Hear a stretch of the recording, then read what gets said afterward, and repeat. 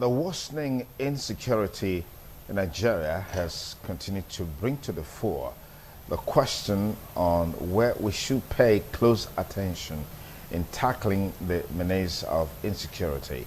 For some, we need to unbundle what's available at the federal, at the center. We need to allow the states to take charge of the structures and the architecture of insecurity. For some others, we need to cascade it to the grassroots level, talking about the local government level. In today's program, we're looking at how we can strengthen the fight against insecurity by looking at the approach on the issue from the grassroots level. I have with me here the immediate past chairman of Uhunde Local Government Council, Napoleon Agbama. Thank you for joining us on the program. Good morning, Sir Duke. Okay. The worsening insecurity situation, as I mentioned earlier, has brought to the fore what is the best approach to dealing with this issue. What are your biggest concerns as someone who's had the opportunity to lead at the grassroots level as it relates to insecurity? What are your biggest worries, your biggest fears, your biggest concerns? Thank you very much, Sonny Duke. I think security challenges today is too enormous that everyone must feel concerned. Like you said, grassroots, local government, community have a very big role to play. I can give you an example. From Edo State government, in collaboration with the local government and communities, have rolled out vigilantes from every community. And that is why today you will see that at least, relatively, people in Edo State cannot sleep. The effect of herdsmen, these are the area which has 100% or even more than 100% support the SATA governors who said they will not allow open grazing anymore. And that is a very serious concern that the federal government should look into. Today is not the beginning of Nigeria or the states. Yes, people have been farming without no problem. We have had herdsmen with cow and rearing and whatever without no problem. Why this time the agitation of going to the forest, destroying farmlands, not allowing our people to even farm, not having raping our mothers, sisters inside the farm, killing of our people inside the farm. This is because it has got to a different dimension from the previous ones. And that is why the federal government should have come out on board to know that in the southern state of Nigeria, we are purely farmers, different from cattle rearers. Cattle rearing is predominant in the north. Yeah. And they have their open grazing field or whatever where they graze. And the southerners are mostly their own market, where they come to sell, and not where to rear. Not to rear. So therefore, we should look at it, like let the northerners do their rearing, and look at the south as their market where they come to sell. Okay. And if you are coming here to sell, as it were before, you do not need to go into the forest to say you want to, you are taking your cow to forest or any other places. It's just probably in the morning like this, around where you are selling, around just by the road, they graze. Or they go to the bush by themselves, bring out those leaves and whatever they use to feed their cows, because they are only here for safe purposes and not for rearing. Fantastic. Fantastic. Haven't said so. Yes. You see, the security threat today would have been best managed if the federal government has allowed state policing. And state government having the state policing will depend on local government. It's every local government is having their own vigilante like we have now, or whether you call it vigilante or you call it state policing. I think the insecurity that we are seeing today will be very minimal. Because those people are from various communities that they are working. They know those who are criminals. They know the element that will come into the community today, and they are aware that these people are bad, and we have to fish them out. And it will be difficult for other people to come from elsewhere and start disturbing one way or the other, because these people know who they are, and know their people, and know who they can permit to be or not to be. What do you make of the concerns of likely abuse of state police by state chief executives? You see, let me just give you one direct question or answer to it. Today, the security agency is under the federal government. The fear that people are raised that governor will use it or all other persons will use it is the federal government using the present security against their opponent, political opponent or whatever. Are they using it? The answer is no. Therefore, if you allowed the state to have their own state policing, it's not going to be that, for instance, in Edo State, we have state police, it's going to be everything directed by the governor. No. Because they must be banned by the Constitution, by their own provision that set up that state policing. If they cross their boundary, they can be faithful to it. I'm not supporting that the federal agencies should be strapped. But let's have the state policing that will help us to make sure that the peace that are be existing continue. Mind you, because population is increasing every day. Yeah. Technology is increasing, growing so fast. Advancing every day, yeah. Every day. Yeah. So therefore, we must leave that old system of security handling or whatever to the present one that can help us to make sure that there is peace in the country.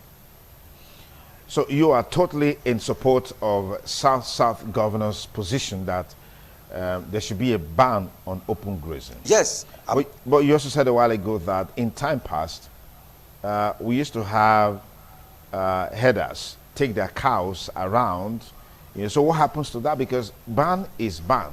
Whether you're doing it within the environment where the cows are placed and all of that, ban is ban. So what becomes of the fate of these herders if that is fully implemented? Yes, when we said, or I told you that I'm agreeing that it should be banned, the governors that say so know that they are talking of going back to the old era like I told you. Okay. That the certain states are markets for this cattle business. For instance, we have a cattle market at Enya in Hunde local government. It has been there for years. And you see them in the morning, they go not too far away from the market position to graze and come back. Because those who are taken out, people may even come back in the next 1 hour, 30 minutes. They say that this is the one interested, they want to buy. Okay. You understand? Yes. It is different from the ban the state governors are talking about. Where somebody, I listened to one of your news very recently of Ugoneki, where your man went even to the bush to see how the damage done by those cow to farmers' properties. That's what we are talking about. What are they looking for in those forests? That they cannot see along the road to graze. Those olden days, they move along the road. You graze around, they come back to where they are selling, in their market position, where people can buy. Not this time you are saying you want to go to the forest. Odigi forest, you are going to a forest, you are going to Sakomba forest. Are the buyers going to the forest to buy? Okay, let's get something. Why do you think there's this strong difference between what used to obtain with headers and what is currently happening? From your experience, I mean, you have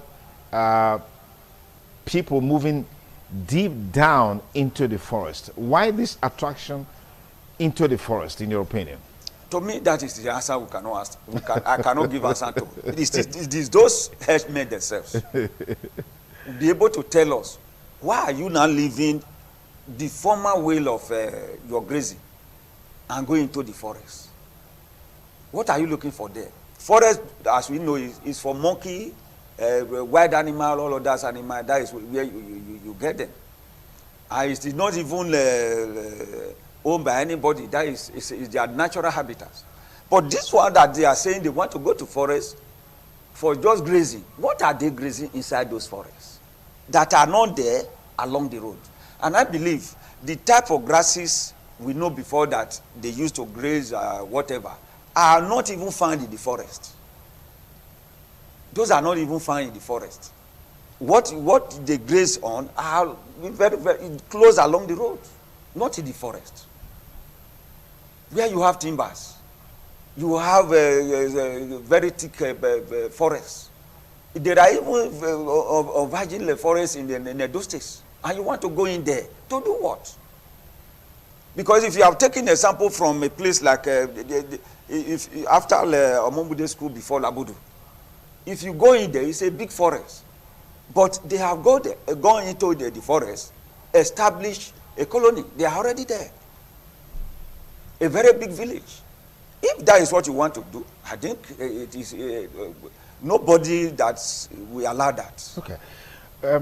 There's a very fundamental issue that has bothered a lot of people, that there's some level of collaboration at the community level, either at the traditional level or leadership level at the community. Why it's so easy for these guys to have access to land and then establish themselves? Do you think that's the situation? Well, I think, you see, like the last news I talk about Ugoneki, I heard some of the community persons talking about some traditional ruler taking on some gratification, some leaders taking some gratification that permit such people to even go into their forests. You cannot rule it out. Okay. But, and I believe with education, all those ones will vessel out. Because knowing the destruction they are doing to our people in their farms, due to our personal properties, I think that will vessel out. And my advice is that, like I said, every community head today must sit tight, educate their people, cooperate together to make sure that whatever their stand is, in conjunction with what the certain governor is standing for, that is what myself is standing for. Even when I was there as a council chairman, that is my question that I was always asking. Why can't you graze along the road? At a time, the governor through us invited all the Eningis across the states to say, do you have land that you are going to give as ranches for cow rearers? Some said they can give, some said they don't have. And those who give were not even utilized by these people because they said they are not even wanting the area given to them.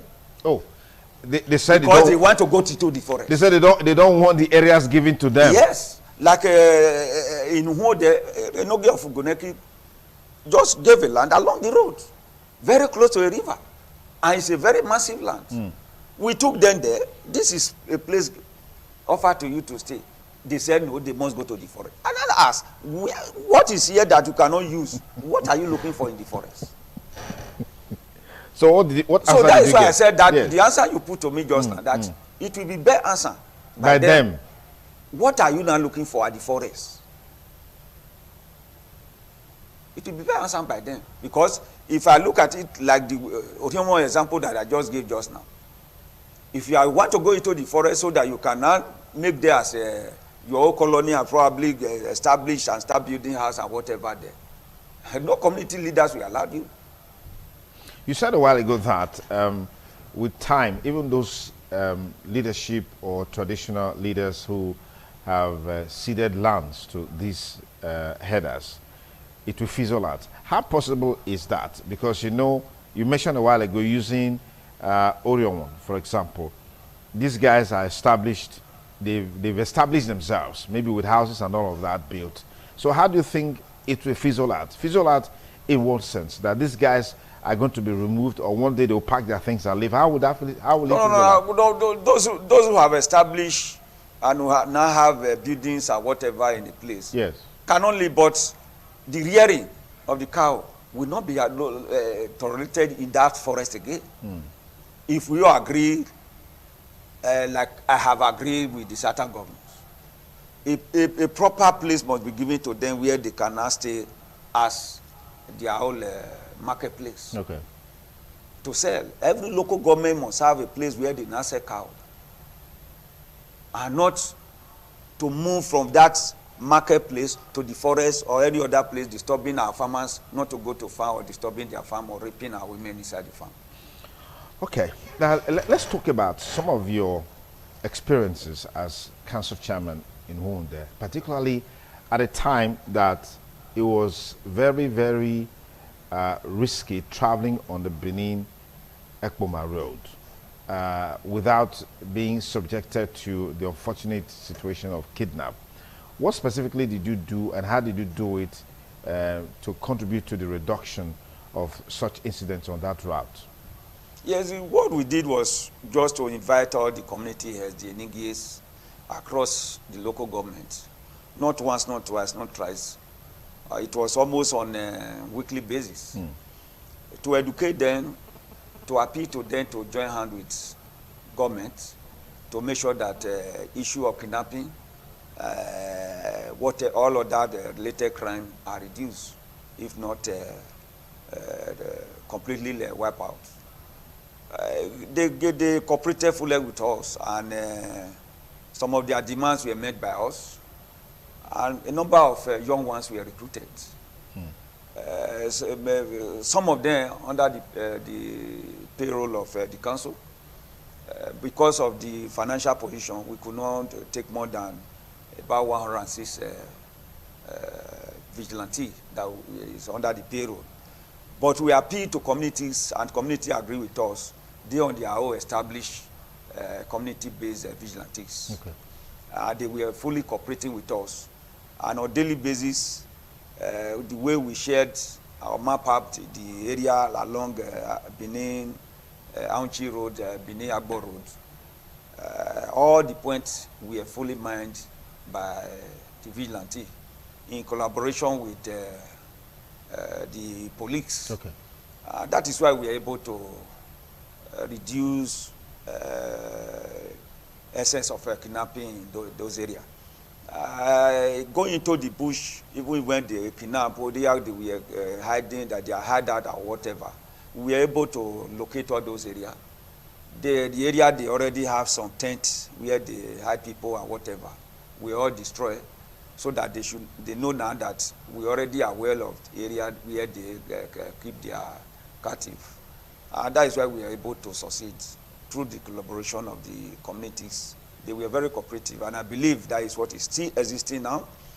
We are still, though we are no longer there, we are still monitoring what is happening. Okay. And I'm thanking them that they are very, very cooperative. Okay, I'm sure there were challenges you encountered that could be lessons for those who are there now, and they could also be platforms upon which the current structure can be strengthened on. Would you want to talk about those challenges?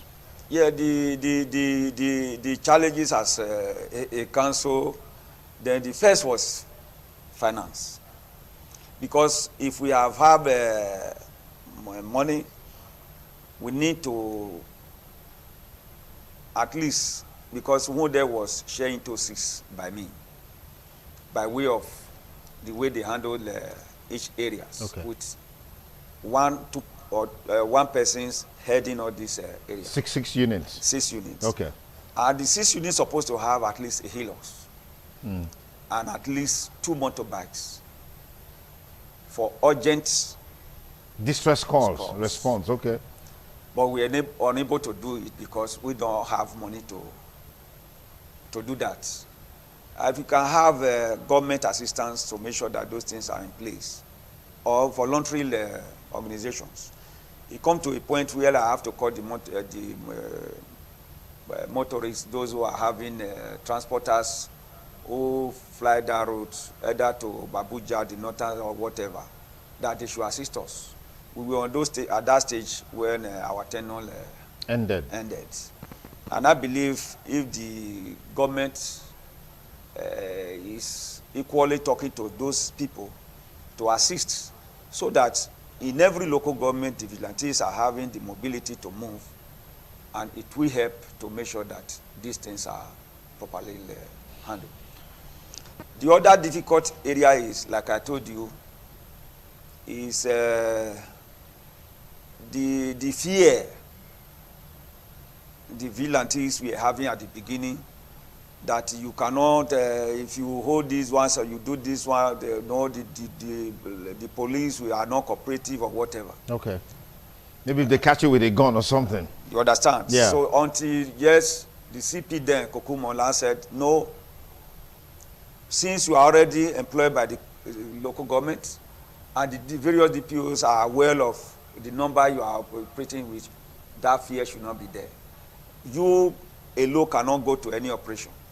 At least if you have 10 vigilantes that is going for an operation where they are called that something has happened or preventive whatever, at least 4 or 5 policemen must be with them. Okay. So that fear and whatever will not be there. Will not be there. And that is what is operating now. What you make of the semi-depletion of able-bodied young men in our communities and villages as a factor in this whole conversation on semi-occupation by headers that is fueling this crisis every now and then? I don't think it's because of the rider reduction. I don't think if we in our community a lack of the young ones. We have them. The problem is, for instance, when we're in the council, the stipend we are giving to them, which I believe is the one they are still giving now, is just 10,000 a month. A month. Compared with the risk and their duty, you see that is nothing. That is nothing. So what would you? You see that what they are still doing is just still really voluntary service.